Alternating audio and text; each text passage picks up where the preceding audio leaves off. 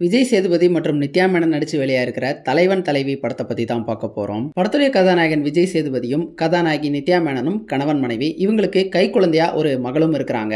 திருமணமான இந்த ரெண்டு பேருமே ஒருத்தர் மேல ஒருத்தர் பாசமா மகிழ்ச்சியாவே இருக்கிறாங்க. ஆனா எவ்வளவுக்கு எவ்வளவு பாசமா இருக்கிறாங்களோ அதே அளவுக்கு கலவரமே உண்டாக்கக்கூடிய வகையில அடிக்கடி சண்டையும் போட்டுக்கிறாங்க. அப்படி ஒரு சண்டையில கோச்சுக்கிட்டு தன்னுடைய அம்மா வீட்டுக்கு போன நித்யா மேனன் பட ஆரம்பத்துல அவங்களுடைய குடும்பத்தை கூட்டிக்கிட்டு தன்னுடைய மகளுக்கு மொட்டை அடிக்கிறதுக்காக குலதெய்வம் கோயிலுக்கு போறாங்க. ஆனா இவங்க தன்னுடைய மகளுக்கு மொட்டையடிக்கக்கூடிய இந்த செய்தியை விஜய் சேதுபதி கிட்ட சொல்லவே இல்லை. இதை தெரிஞ்சுக்கிற விஜய் சேதுபதி அந்த கோயிலுக்கு கோபத்தோட வராரு. அவர் அந்த கோயிலுக்கு வந்த பிறகு என்ன நடந்துச்சு, இவங்களுக்குள்ள அப்படி என்னதான் சண்டை, இதெல்லாம் தான் இந்த தலைவன் தலைவி படத்தினுடைய மொத்த கதை. இந்த படத்தினுடைய ஒரு பிரச்சனை என்ன அப்படின்னா, இப்ப நான் இந்த படத்தினுடைய கதை அப்படின்னு சொன்னது கூட இந்த படத்தினுடைய கதை என்னவா இருக்கும் அப்படின்னு யோசிச்சு ஒரு யூகத்தின் அடிப்படையில் சொன்னதுதான். காரணம் என்ன அப்படின்னா, இந்த படத்துக்கு கதை அப்படின்னோ திரைக்கதை அப்படின்னோ ஒண்ணு கிடையவே கிடையாது. 2.5 மணி நேரம் ஓடக்கூடிய இந்த படம் முழுக்கவே எதை கதையா சொல்லியிருக்கிறாங்க அப்படின்னா, விஜய் சேதுபதியும் நித்யா மேனனும் எப்படி மகிழ்ச்சியான ஒரு தம்பதியா இருக்கிறாங்க, அவங்களுக்குள்ள அடிக்கடி எப்படி சண்டை வருது, ஒவ்வொரு முறை சண்டை வந்துட்டு கோச்சிட்டு போகும்போதும் விஜய் சேதுபதி நித்யா மேனன் பின்னாடியே போய் அவங்கள எப்படி சமாதானப்படுத்தி கூட்டிட்டு வராரு, கூட்டிட்டு வந்த இடத்துல மீண்டும் எப்படி உங்களுக்குள்ள சண்டை வருது, சண்டை வந்து திரும்ப அவங்க எப்படி கோச்சுக்கிட்டு போறாங்க, கோச்சுக்கிட்டு போன இடத்துல திரும்ப அவர் போய் எப்படி சமாதானப்படுத்தி திரும்ப கூட்டிட்டு வராரு. இதையே தான் 2.5 மணி நேரம் படம் முழுக்கவே கதையா சொல்லியிருக்கிறாங்க.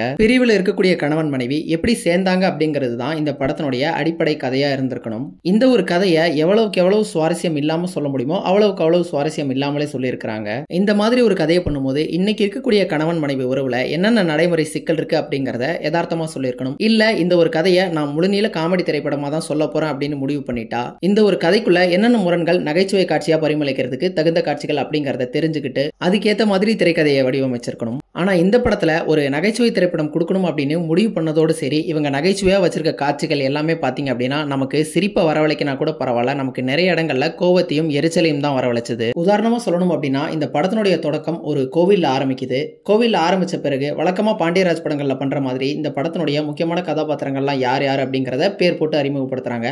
ஆனா அதுல ஒரு கதாபாத்திரம் கூட உருப்படியான கதாபாத்திரம் இல்ல அப்படிங்கிறது வேற. கோயில்ல தொடங்கக்கூடிய அந்த தொடக்க காட்சி பாத்தீங்க அப்படின்னா குறைஞ்சது 30 நிமிடமாவது நீடிச்சிருக்கும். அந்த 30 நிமிடம் முழுக்கவே என்ன காட்சியா இருக்குது அப்படின்னா, விஜய் சேதுபதி ஏன் நித்யா மேனன் கூட சண்டை போட்டாரு, நித்யா மேனன் ஏன் கோவமா இருந்தாங்க அப்படிங்கறத மாறி மாறி சத்தம் போட்டு பேசிக்கிட்டே இருக்கிறாங்க. இந்த ரெண்டு பேரும் இப்படி சத்தம் போட்டு அடிச்சுக்கிறத காமெடி காட்சியா நினைச்சு வச்சிருக்காங்க. ஆனா நமக்கு அது காமெடியாவே இல்ல. இன்னும் சொல்ல போனா இந்த கோயிலை விட்டு எப்படா நகர்வீங்க அப்படிங்கிற மாதிரி தான் இருந்தது. இதே மாதிரி தான் இந்த படத்துல வரக்கூடிய ஒவ்வொரு காமெடி காட்சியும் நமக்கு எரிச்சல் ஊட்டுற விதத்துல தான் இருந்தது. சரி, இந்த படத்துல இந்த ரெண்டு கதாபாத்திரங்கள் தான் இப்படி வடிவமைச்சிருக்காங்க அப்படின்னு பார்த்தா இந்த படத்துல வரக்கூடிய எல்லா கதாபாத்திரமுமே இப்படிதான் இருக்குது. உதாரணமா விஜய் சேதுபதியோட அம்மாவா நடிச்சிருக்க தீபா சங்கருடைய கதாபாத்திரத்தை சொல்லலாம். அந்த கதாபாத்திரம் எப்ப ஃப்ரேமுக்குள்ள வந்தாலும் நமக்கு ஒருவித கோபத்தை தான் உண்டாக்குது. அப்படி எரிச்சல் ஊட்டுற வகையில அந்த கதாபாத்திரத்தை வடிவமைச்சிருந்தாங்க. இந்த கதாபாத்திரம் வடிவமைச்ச வகையிலும் சரி, அதை தீபா சங்கர் நடிச்சிருந்த விதத்திலும் சரி, எல்லாமே எரிச்சல் ஊட்டுற விதத்துல தான் இருந்தது. நாம எத்தனையோ படங்கள் தியேட்டர்ல பார்த்துட்டு பிடிக்காம வெளியில வந்திருப்போம். அதுல ஒரு சில படங்கள்ல உண்மையிலேயே ஒரு நேர்மையான முயற்சி இருக்கும். ஆனா வேறு சில விஷயங்களை தவறவிட்ட காரணத்தினால அந்த படங்கள் முழுமையடையாம போயிருக்கும். ஆனா இன்னும் சில படங்கள் பாத்தீங்க அப்படின்னா எந்தவித உழைப்போ முயற்சியோ இல்லாம ரொம்பவே மெத்தன போக்கோட கையாண்ட விதத்துல இருக்கும். இந்த தலைவன் தலைவி திரைப்படம் இந்த 2வது வகையை சேர்ந்த ஒரு திரைப்படம் தான். நான் இப்படி சொல்றதுக்கான காரணம் என்ன அப்படின்னா, நான் முன்னாடியே சொன்ன மாதிரி இந்த படத்தினுடைய தொடக்கம் கோயில் ஆரம்பிக்குது. அங்கிருந்து இவங்களுக்கு எப்படி எல்லாம் சண்டை வந்தது அப்படிங்கிறதுக்கான அந்த பிளாஷ்பேக் காட்சியில பெரும்பாலான காட்சிகள் விஜய் சேதுபதியோட அந்த பரோட்டா கடையில நடக்குது. அங்க நித்யா மேனன் சண்டை போட்டு கோச்சுக்கிட்டு அவங்களுடைய அம்மா வீட்டுக்கு போயிடுறாங்க. மீதம் இருக்கக்கூடிய பெரும்பாலான காட்சிகள் அவங்களுடைய அம்மா வீட்டுல நடக்குது. இது எப்படி இருக்கு அப்படின்னா, இந்த படத்தினுடைய பட்ஜெட்ல இவங்களுக்கு 3 லொகேஷன் கிடைச்ச மாதிரியும் இந்த 3 லொகேஷனுக்குள்ள சுத்தி சுத்தி ஒரு கதையை எடுத்துடணும் அப்படிங்கிறதுக்காகவே இந்த கதையை பாண்டியராஜ் உட்கார்ந்து உருவாக்கின மாதிரி தான் இருந்தது. அதை தாண்டி இந்த கதையிலயோ திரைக்கதையிலயோ எந்த விதமான உழைப்பை இவங்க செலுத்தின மாதிரியே தெரியல. மொத்தத்துல இந்த தலைவன் தலைவி படம் இந்த ஆண்டு வெளியான சில மோசமான படங்கள்ல ஒண்ணுன்னு கண்டிப்பா சொல்லலாம். இந்த வீடியோ பத்தின உங்களுடைய கருத்துக்கள் ஏதாவது இருந்தா கமெண்ட் பாக்ஸ்ல சொல்லுங்க. வீடியோ பிடிச்சிருந்தா நம்ம சேனலுக்கு சப்ஸ்கிரைப் பண்ணிக்கோங்க. Thank you all.